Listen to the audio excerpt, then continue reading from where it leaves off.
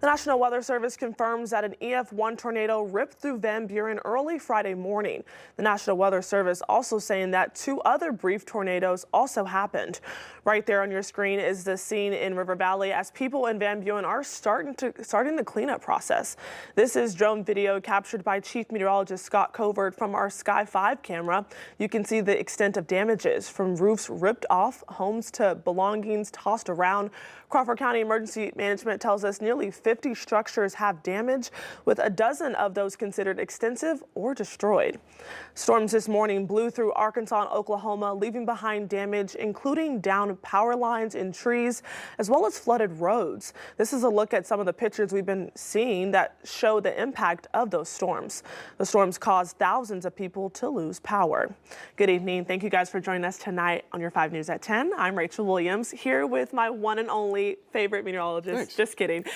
Well, you're my bestie, but you know, meteorologist Stephen Elmore, who you're tracking to rain for tomorrow night, but tomorrow in the morning, it's a pretty good start. Tomorrow morning is going to be fantastic start to the day. I think most of the day tomorrow we see lots of sunshine as well, but you're right, thunderstorm chances back in the forecast for tomorrow evening. Now that's another round, and we could see some severe weather back into the forecast as well. Take a look outside right now. Again, it's still warm out there, but overall pretty calm since this morning when we had those really nasty thunderstorms. Now, we were keeping an eye on some thunderstorms further off towards the south, but as those continue to develop, we've seen that they're still working just further off towards the southeast. So northwest Arkansas across the River Valley, really nice out there this evening. Just keeping an eye on these thunderstorms. Again, they're moving off towards the southeast, so highly unlikely that we're going to see any of these thunderstorms this evening. Nice throughout most of our Sunday. By the time we get to Sunday evening into Monday morning, that's when additional thunderstorms would be back in the forecast. Waking up for your Sunday morning, it looks like this, mid to upper 60s across northwest Arkansas and the River Valley. Again, most of the day tomorrow includes a lot of sunshine. By the time we get to the afternoon, going to be much warmer as well, into those 80s. That's a nice forecast for those Razorback fans for tomorrow afternoon. Futurecast shows us this through your Sunday night into Monday morning. Really nice out there. Going into Sunday, though, again, here's a look at about 11:30 at night. So well after a day full of sunshine and nice weather, that's where we could see some more thunderstorms across our region. Most of the thunderstorms, though, going to be further off towards the west, across of southern Oklahoma into North Texas. We're going to get those leftover thunderstorms. Still could provide some severe weather chances, but a little bit lower than further out towards the west. Most of that activity is focused further south of I-40, but we'll track it as we get overnight Sunday night and into our Monday morning. Here's a look at tomorrow's risk. There is that level 2 slight risk painted in yellow there across northwest Arkansas and the River Valley. Parts of LaFleur County are included in that level 3 enhanced risk. So severe weather definitely possible late Sunday evening into Monday morning. We'll cover more of those details coming up in just a bit. All right, Stephen, thanks. The Diamond Hogs. And now, the 5 News Razorback Report. Well, the Diamond Hogs take Game 1 against Tennessee in the NCAA Super Regionals. 5 News Sports Director Alex Stewart joins us in studio with the latest on that big win. Hey, Alex. Hey, Rachel. Geez, you want to give the people a spoiler alert? My goodness, you ruined it, although I suppose you can never hear it too much. The Arkansas Razorbacks beat the Tennessee Volunteers, but let's see how it happened. Zach Root got the start in Game 1 and called the man George Surratt for the way he was dotting the zone today. He ended up painting a 7-inning, 6-strikeout, 1-hit masterpiece.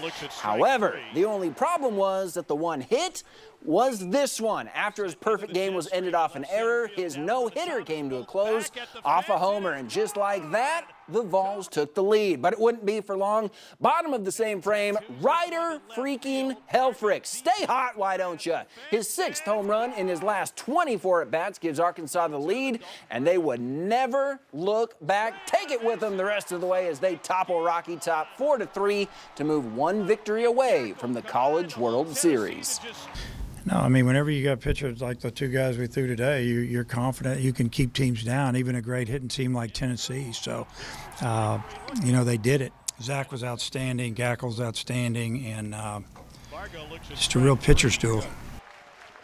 And there very well could be more of where that came from in tomorrow's game. We'll talk about that later in sports, but for now, let's just enjoy today and the fact that Arkansas is one win away from the College World Series, Rachel. All right, thanks, Alex. Always appreciate you being nice and animated.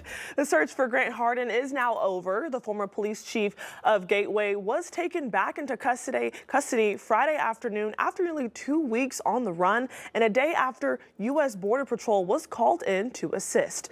These are photos that team shared after capturing Hardin within a mile and a half of where he escaped in Calico Rock. The DOC says the convicted murderer and rapist was tracked down near Moccasin Creek in Izard County thanks to the sharp noses of tracking dogs and the relentless efforts of Arkansas law enforcement and U.S. Border Patrol.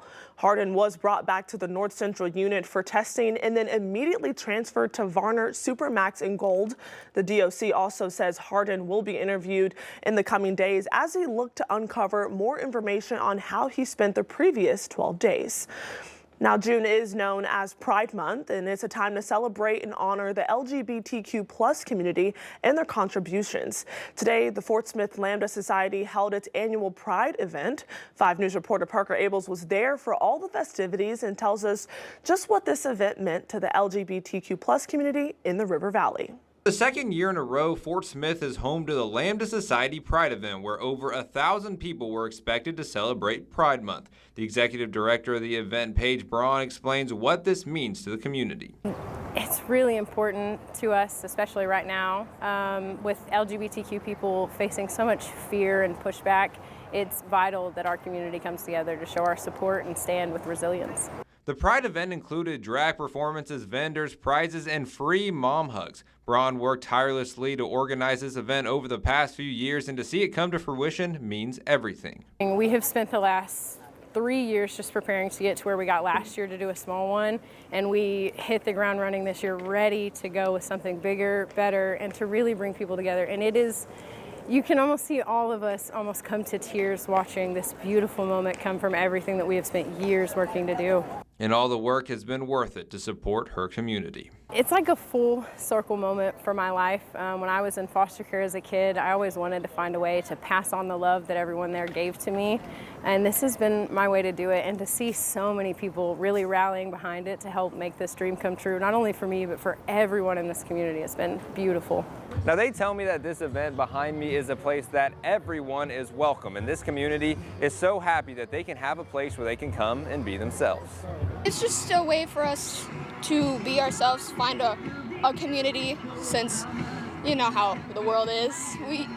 We're everywhere, and it's fun to have a place where we can truly be ourselves. Events like something really fun that everyone can come to. Like, even if you're not like in the Pride community, you can still come and have fun. It's also a place where LGBTQ kids can come and express themselves freely. And that support tells Braun everything she needs to know for the future of the event. Showed me, 1, how bad this community really wants to see it here, and 2, how bad they want it to stay. In Fort Smith, covering news where you live, Parker Abels, 5 News. This event doubled in size from last year, and organizers hope that trend continues each year. The Maryland man who was mistakenly deported to El Salvador in March is back in the U.S. to face human smuggling charges brought forward by the Department of Justice. This comes as tensions over recent immigration raids led to violent weekend clashes in Los Angeles. CBS News' Christian Benavidez reports. Kilmer Abrego Garcia is back on U.S. soil, now facing criminal charges in what the Trump administration describes as a large human smuggling operation that brought immigrants to the country illegally. He is being held in Tennessee.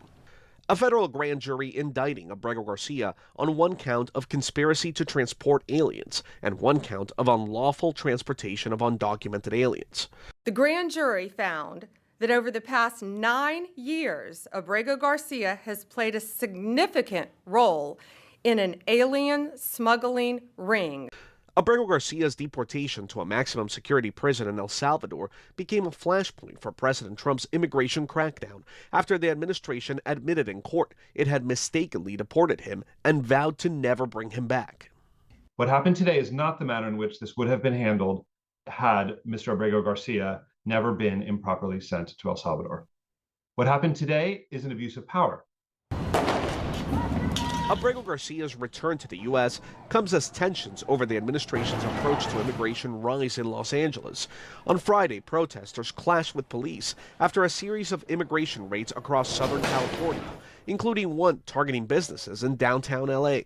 18-year-old Katia Garcia waited to find out if her father and uncle were detained. Like, they just called us, like, I was at school and they called us and I had to come over here for my dad. Also over the weekend, the feud between President Trump and Elon Musk continued to escalate. In an interview with NBC News, President Trump said Elon Musk will face serious consequences if he funds Democratic candidates. Cristian Benavides, CBS News. To commemorate National Gun Violence Awareness Day, the Northwest Arkansas chapter of Moms Demand Action held a community gathering in Springdale to honor victims and call for a change. Attendees wore orange to honor the millions affected by gun violence across the U.S. The event held at Casa Magnolia in Springdale included guest speakers, live music, and food, all aimed at bringing the community together. Organizers say their goal is to remember lives lost, raise awareness, and push for action to stop gun violence. Can come together and raise awareness about the crisis of gun violence. I want people to learn very simple, actionable steps that they can take to improve for gun safety and to decrease gun violence. So we're hoping for people to be educated about how to reduce gun violence in our communities.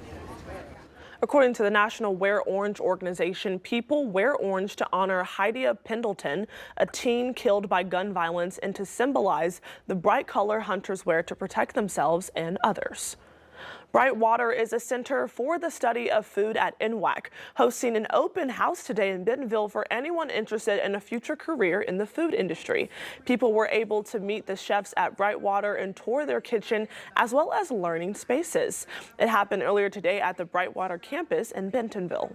These are very, very hands-on classes. So our students do kitchen labs. Most of our classes are in the kitchen. They will be in a lab for 5 hours a day, 2 days a week, just for one class. So it's quite a bit of hands-on. Most of our labs, you are in the kitchen on the very first day.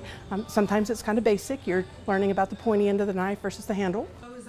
Sounds like a good program. Prospective students also got an up-close look at the admission process and how to get started in the industry. New tonight, a local festival is giving women a chance to take center stage. The Her Set, Her Sound Music Festival kicked off today on Prairie Street in Fayetteville. This is the 5th annual event celebrating Black women, gender-expansive artists, and more people were able to check out live music, food, and local vendors.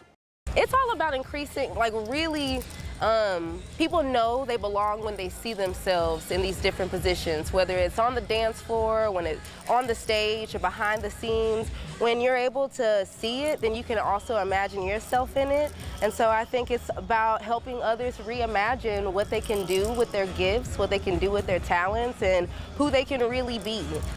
Organizers say they are looking forward to expanding next year's event, as their goal is to amplify women on and off the dance floor.